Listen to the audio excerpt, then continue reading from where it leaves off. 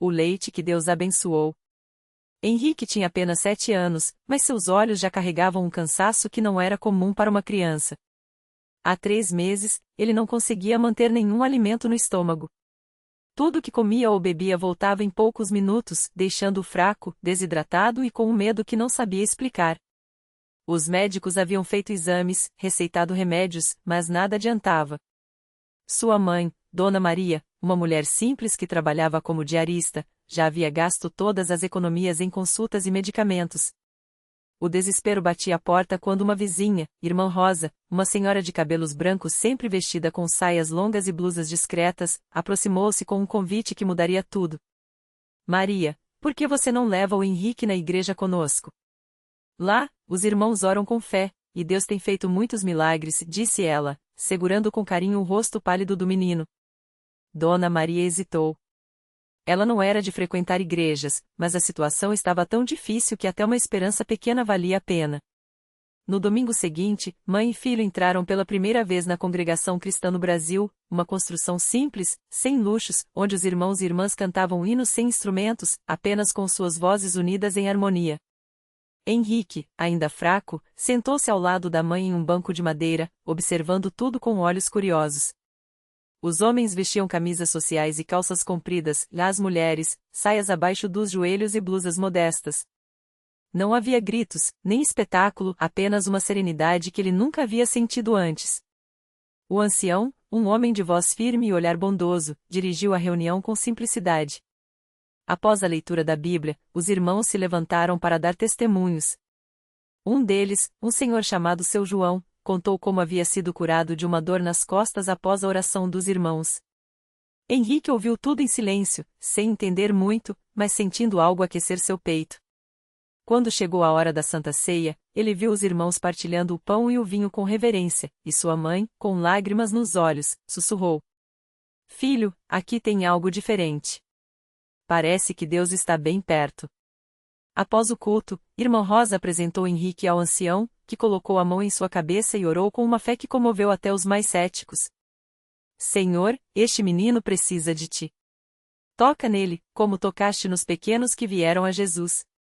As palavras eram simples, mas carregadas de uma autoridade que Henrique nunca havia ouvido. Naquela noite, pela primeira vez em meses, ele dormiu sem vomitar. Mas o verdadeiro milagre aconteceu no domingo seguinte. Durante a reunião, enquanto os irmãos cantavam o hino a Jesus, terno pastor, Henrique sentiu uma sede intensa.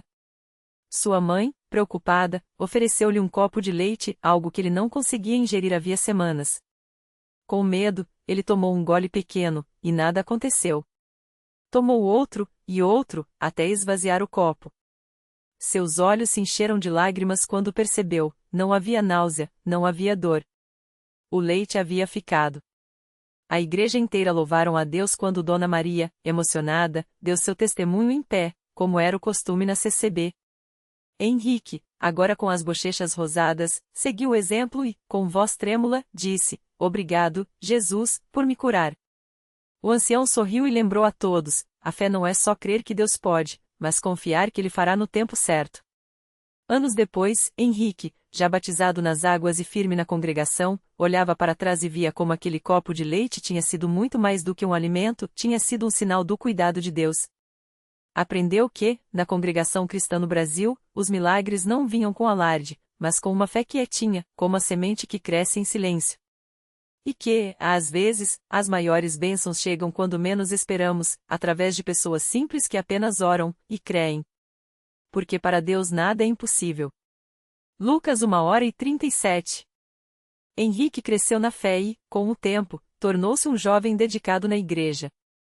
Sempre que podia, ajudava nas reuniões, seja arrumando os bancos antes dos cultos ou distribuindo hinos para os irmãos mais idosos. Mas havia algo que ele ainda guardava no coração: o desejo de ver sua mãe, que nunca havia entrado numa congregação, conhecer a mesma paz que ele tinha encontrado.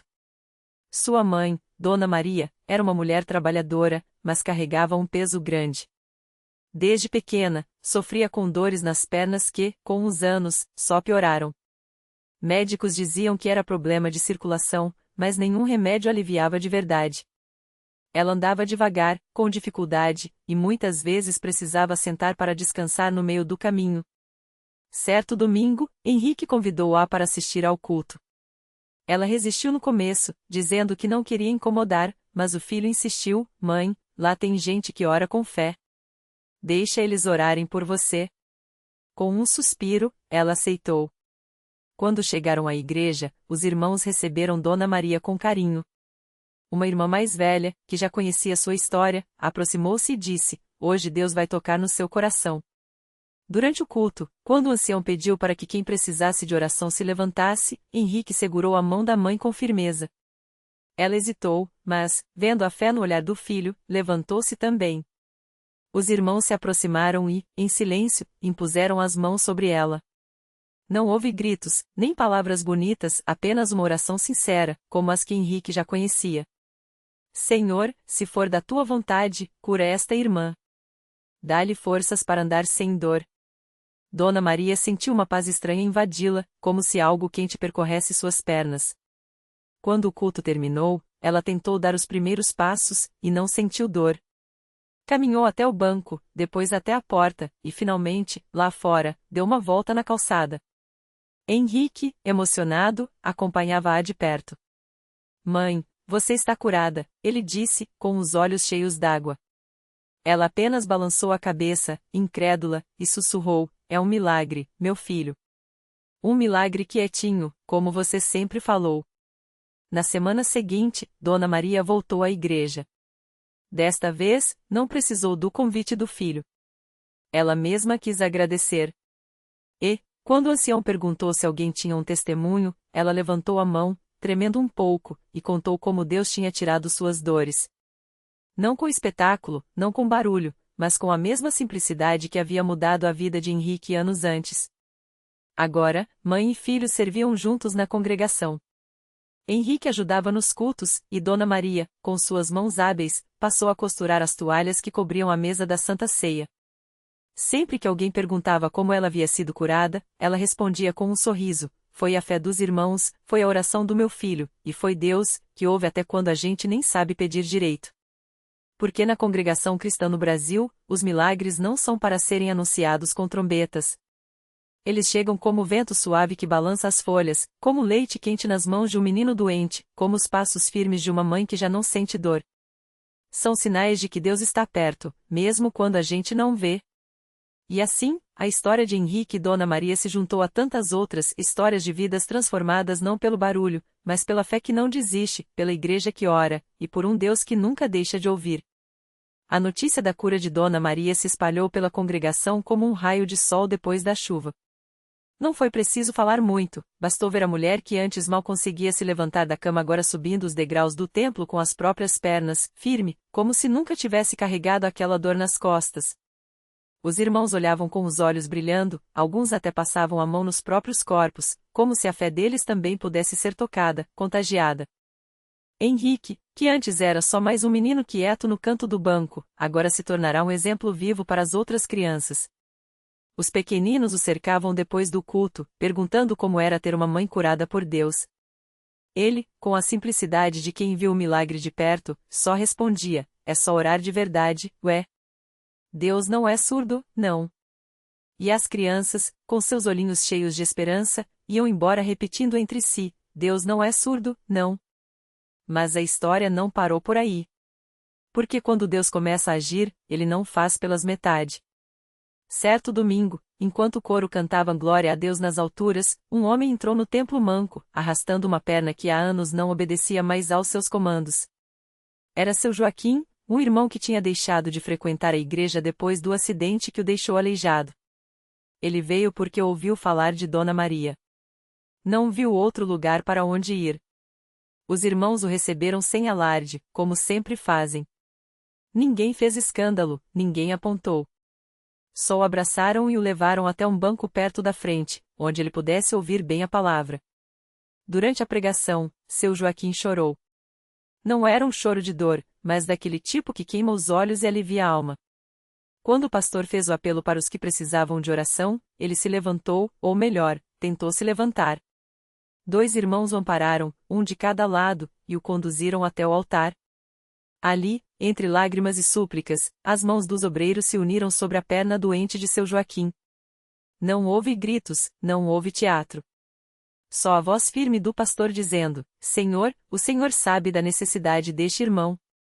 Se for da tua vontade, restaura-o, para que ele possa caminhar não só com os pés, mas com fé.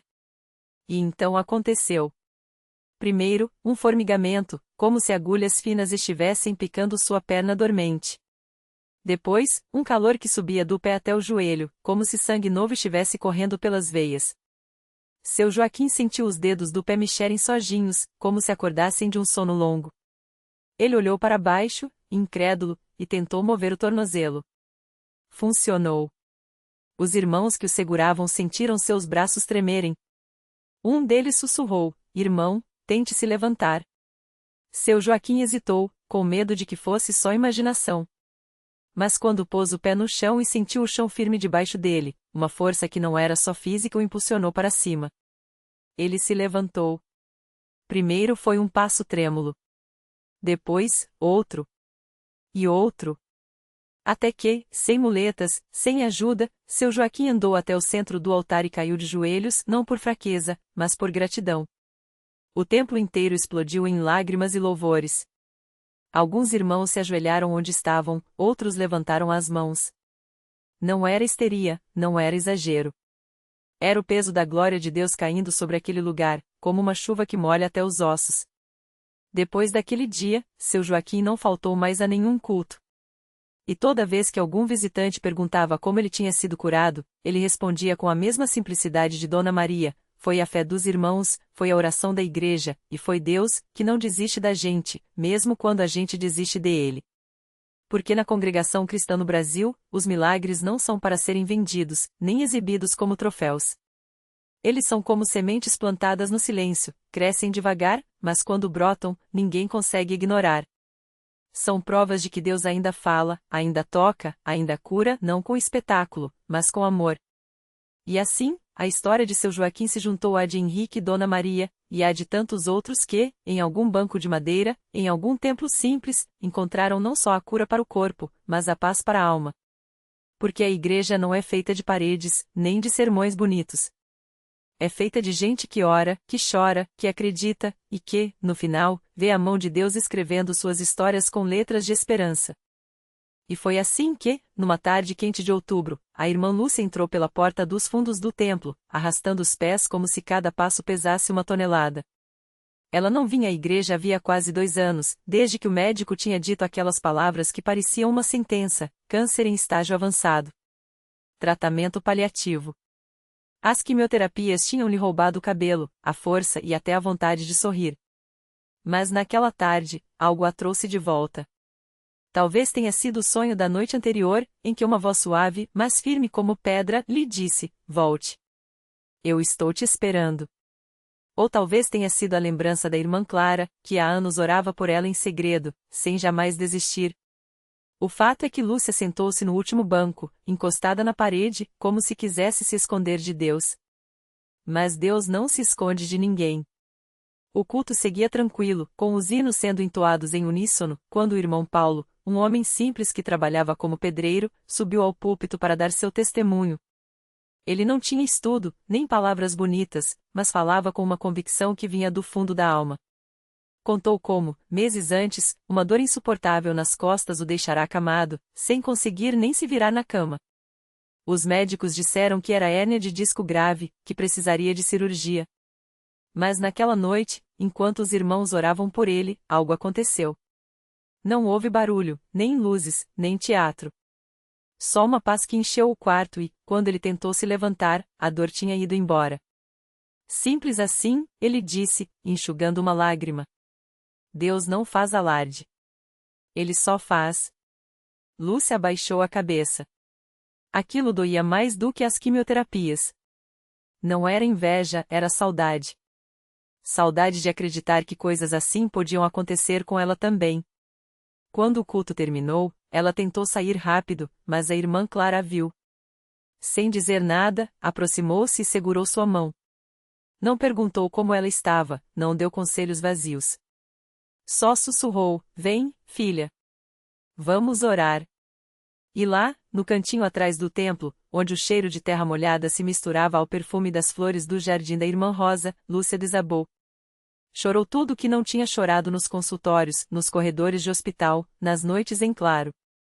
A irmã Clara orou com uma fé que parecia mover montanhas, e as outras irmãs que passavam por perto paravam, colocavam a mão no ombro de Lúcia e diziam apenas, Amém. Não havia pressa, nem dramatização. Só amor. Só Deus. Naquela noite, Lúcia sonhou novamente. Desta vez, viu-se de pé, forte, segurando uma Bíblia aberta em Isaías 41:10. Não temas, porque eu sou contigo. Acordou com uma certeza inexplicável, ela não estava curada ainda, mas estava em processo. E isso bastava. Nas semanas seguintes, Lúcia voltou à igreja. Não como uma doente em busca de milagre, mas como uma filha que finalmente entenderá que o milagre já tinha começado no momento em que ela decidiu voltar. Os exames ainda mostravam a doença, mas seu rosto já não mostrava mais desespero. Havia uma luz nos olhos que os médicos não podiam explicar. Até que, 3 meses depois, numa consulta de rotina, o oncologista franziu a testa. Isso não faz sentido, murmurou, olhando as novas imagens. Os tumores regrediram. Muito. Como se tivessem secado. Ele não era crente, então não tinha palavras para o que via.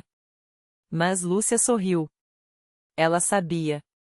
Quando voltou à igreja no domingo seguinte, não subiu ao púlpito para contar sua história. Não precisava. Os irmãos já sabiam. Porque na congregação, os milagres não são anunciados com trombetas, eles são reconhecidos nos sorrisos que voltam, nos abraços mais apertados, nas lágrimas que secam.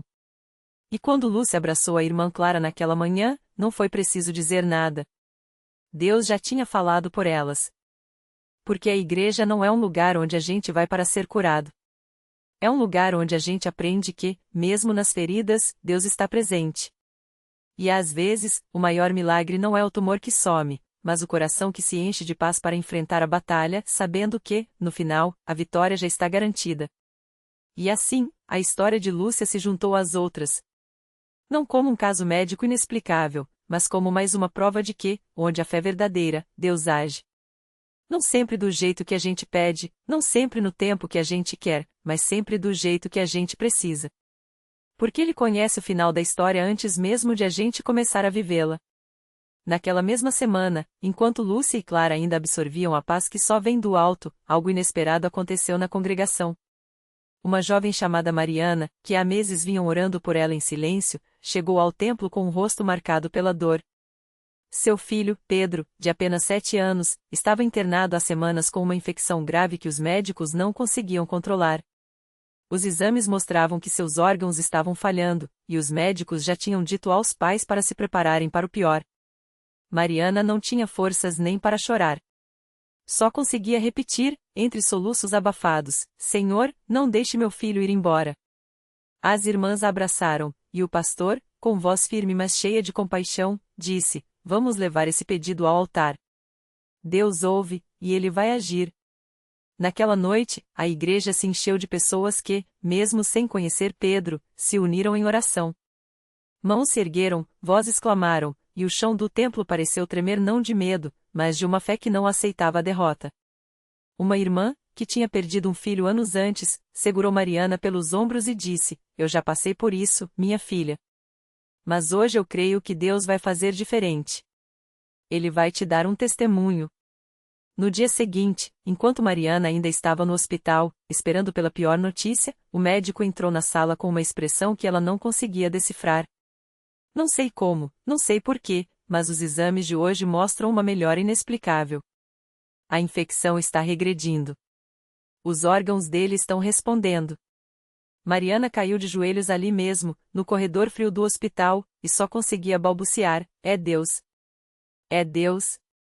Quando Pedro acordou, fraco mas consciente, a primeira coisa que pediu foi para ir à igreja. Mãe, eu sonhei com um homem de branco que segurou minha mão e disse que eu ia ficar bom. Ele tinha uma voz bonita, como a do pastor quando canta. Mariana não teve dúvidas, aquele homem de branco não era um sonho. Era a resposta que ela tanto pediu. No domingo seguinte, Pedro entrou na congregação apoiado no pai, ainda pálido, mas com um sorriso que iluminava o templo. Quando o pastor chamou a família à frente para dar o testemunho, não houve um olho seco na assembleia. Muitos ali já tinham visto milagres, mas cada um era como o primeiro, uma confirmação de que Deus não só ouve, como age com poder. E assim, mais uma história se juntou às outras. Não como um caso isolado, mas como um lembrete de que, na CCB, a fé não é só uma palavra bonita, é uma força que move montanhas, que seca lágrimas, que devolve a esperança quando o mundo já decretou o fim. Porque quando o povo de Deus se une em oração, o céu se move. E os milagres? Eles não são exceção. São a prova de que, onde a fé é verdadeira, Deus está no controle. E a história continua. Sempre continua. Porque em cada canto da congregação, em cada coração que clama, Deus está escrevendo mais um capítulo de graça. E o melhor: ele ainda não terminou. O milagre que não acabou. A mulher que subira ao púlpito, antes curvada pela dor, agora erguia as mãos trêmulas, mas firmes. O médico disse que não havia mais o que fazer, ela repetia, enquanto as lágrimas escorriam pelo rosto de quem a ouvia. O tumor, antes uma sentença, desaparecera. Não por remédios, não por sorte, mas porque, naquela madrugada, enquanto irmãos intercediam em jejum e oração, algo mudou no céu. E o impossível se tornou testemunho. O auditório explodiu em glórias. Não era apenas a cura de um corpo, era a restauração de uma família, a renovação de uma fé que, por um instante, vacilara. O marido, que há meses carregava o peso do desespero, abraçou a esposa como se fosse a primeira vez. Os filhos, que aprenderam cedo o que era orar com lágrimas, agora sorriam com a certeza de que Deus não apenas ouve, mas responde. A reflexão que fica. Milagres não são apenas sobre o que Deus faz, são sobre o que Ele revela. Naquela noite, Ele mostrou que a fé não é a ausência de dúvidas, mas a coragem de persistir mesmo quando as respostas tardam. Que a oração não é um monólogo, mas um diálogo onde o silêncio de Deus é, muitas vezes, o prelúdio de sua ação. E que, na CCB, os améns não são apenas palavras, são selos de uma aliança, Deus cumpre. A lição para levar. Se hoje você está com o coração partido, a saúde abalada ou a esperança gasta, lembre-se, Deus não trabalha nos seus tempos, mas nos seus propósitos. O milagre daquela mulher não começou no dia em que o médico assinou o atestado de saúde, começou muito antes, em cada joelho dobrado, em cada Senhor, eu creio murmurado na escuridão. A fé que move montanhas é aquela que não desiste no meio da subida. E a história continua, porque Deus ainda está escrevendo. Talvez o próximo capítulo seja o seu. Basta crer.